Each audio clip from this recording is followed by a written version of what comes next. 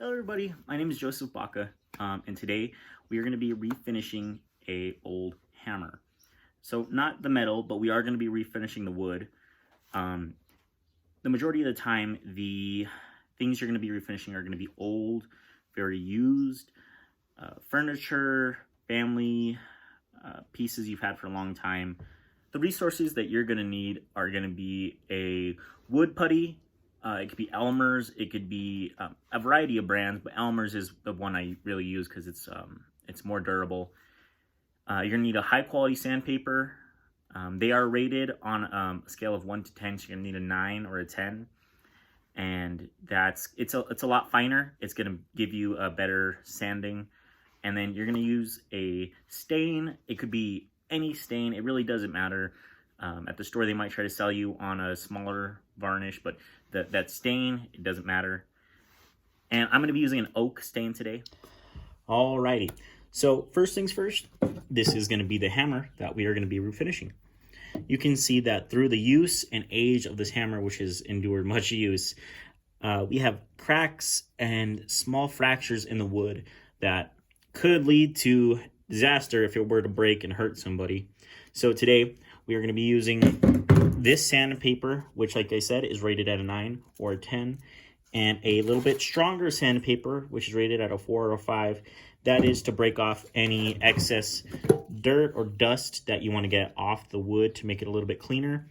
But this finer piece is just going to be cleaning up the wood, getting rid of it. And this right here is going to be our stain.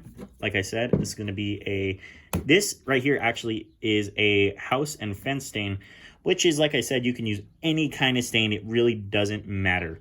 The whole point of the stain is just to give it that color, and even these stains that are meant for the outdoors will do an even better job because this stain will last longer and endure better. So we're going to begin here with the sanding, and you're just going to want to get the whole shaft of the hammer. You want to sand it all the way down.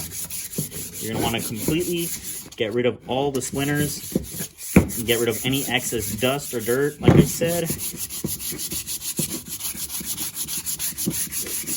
And altogether, all of these resources will usually cost about $15, especially if you get a smaller amount of stain, which you can find for about $5 at Home Depot or Lowe's. But you're just going to get a good sanding. All right. So you can see this hammer is now completely smooth. We could work this edge a little bit better maybe, but now comes this Gorilla wood glue, which will function as a wood putty for us because I did not have time to go grab it from the store. But any kind of wood glue, the whole point of all this is to seal all these fractures in the wood.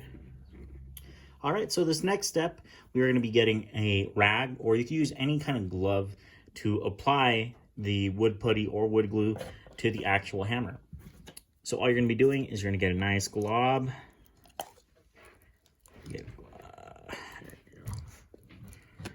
All right, just going to apply it here. There you go. You're going to get this, and you're just going to rub that into any of those stress fractures you're going to see along the wood. You're just going to rub that in.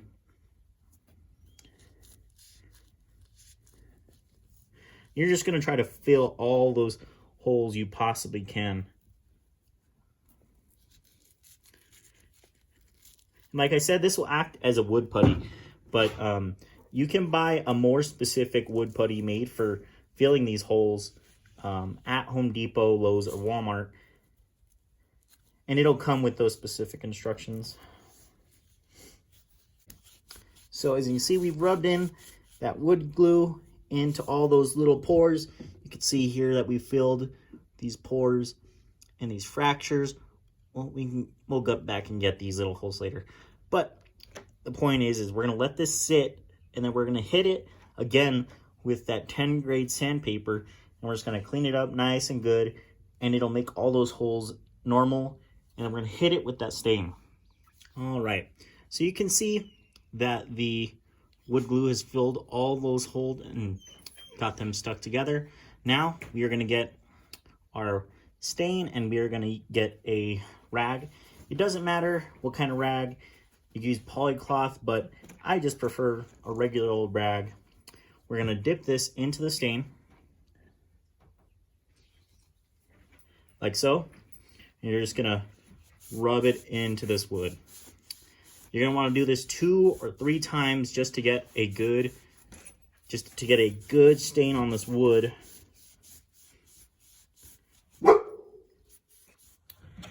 All right, so we finished up with the sanding and we finished with that wood putty, and then we just finished up with that wood stain.